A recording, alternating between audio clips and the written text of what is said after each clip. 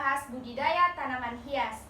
Nah, cara budidaya tanaman hias yang benar dan baik. Yang pertama, gunakan tanah yang gembur. Mengapa demikian? Agar akar yang akan tumbuh di dalam polybag dapat tumbuh dengan leluasa, serta nutrisi yang terkandung di dalam tanah akan diserap baik oleh akar. Yang kedua, memilih jenis tanaman hias. Nah, untuk contoh yang saya bawakan di sini, yang pertama bunga monstera, yang kedua bunga lidah mertua, yang ketiga philodendron, yang keempat aglonema, dan yang terakhir aglonema pictorium tilor. Dapat dilihat di sini. Selanjutnya, persiapan peralatan dan media tanam. Hal yang harus dipersiapkan, yang pertama, pot. Pilihlah pot dengan ukuran yang disesuaikan dengan jenis tanaman hias yang Anda pilih. Yang kedua, sekop kecil. Yang ketiga, semprotan air. Yang keempat, tanah atau media tanaman lainnya sesuai dengan jenis tanaman yang Anda pilih. Selanjutnya, pupuk kompos. Dan terakhir, air yang cukup. Nah, sekarang kita masuk tahapan penanaman tanaman hias. Untuk langkah pertama, siapkan pot beserta media tanam yang telah disediakan. Campurkan tanah dengan pupuk kompos, lalu diamkan selama beberapa hari. Nah, tujuannya agar kandungan tanah memiliki kandungan mineral dan nutrisi. Selanjutnya, setelah bibit tanaman hias sudah siap ditanam, Anda dapat langsung memasukkan tanaman pada media tanam dalam pot. Kemudian, siramlah dengan air secukupnya. Dalam beberapa hari masa penanaman awal ini, Anda perlu memastikan bahwa kebutuhan air tanaman hias tercukupi agar bibit dapat tumbuh dengan baik. Selanjutnya, bagaimana sih perawatan tanaman hias? Nah, adapun yang perlu dilakukan adalah sebagai berikut. Penyiraman yang rutin. Nah, itu sangat penting di dalam tanaman hias. Tanaman hias dapat disiram secara rutin setiap hari untuk menjaga kebutuhan air tanaman hias dalam berfotosintesis. Yang kedua, pemupukan. Pupuk dapat diberikan pada tanaman hias untuk membantu pertumbuhan tanaman hias. Anda dapat menggunakan pupuk kompos ataupun pupuk buatan pabrik sesuai kebutuhan tanaman hias Anda. Yang ketiga, pemberian pestisida dan inseksida.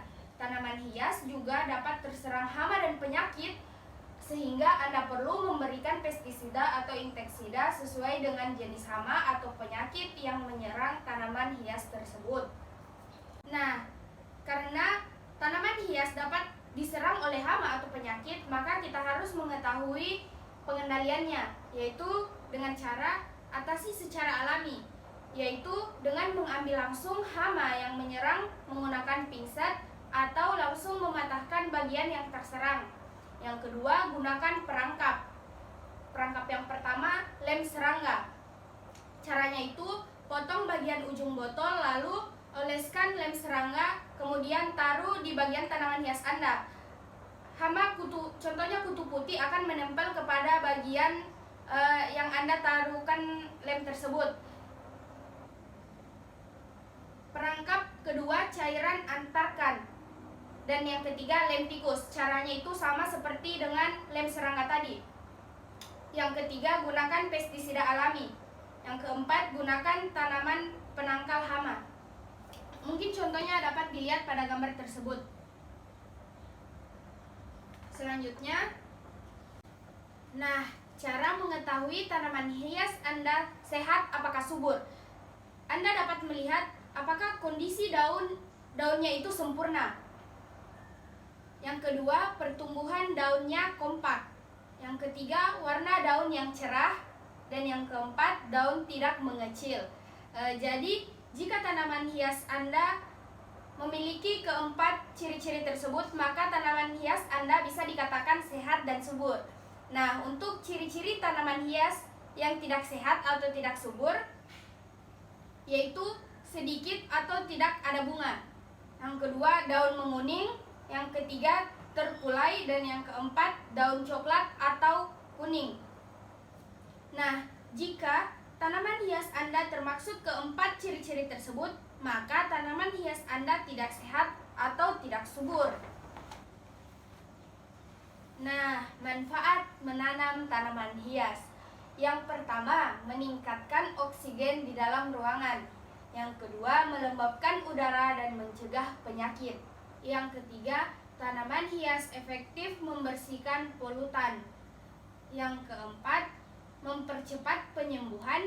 Yang kelima, perada stres. Selanjutnya, basmi nyamuk di rumah Anda. Selanjutnya, jaga kesehatan pernapasan. Dan yang terakhir, halaman rumah yang indah. Nah, itulah tadi pembahasan mengenai budidaya tanaman hias. Semoga dalam pembahasan di atas bapak-bapak dan ibu-ibu mampu menerapkan tanaman hias dengan baik dan benar, agar kita sama-sama mendapatkan manfaat dari menanam tanaman hias tersebut. Itu saja dari saya, lebih dan kurangnya mohon dimaafkan. Assalamualaikum warahmatullahi wabarakatuh.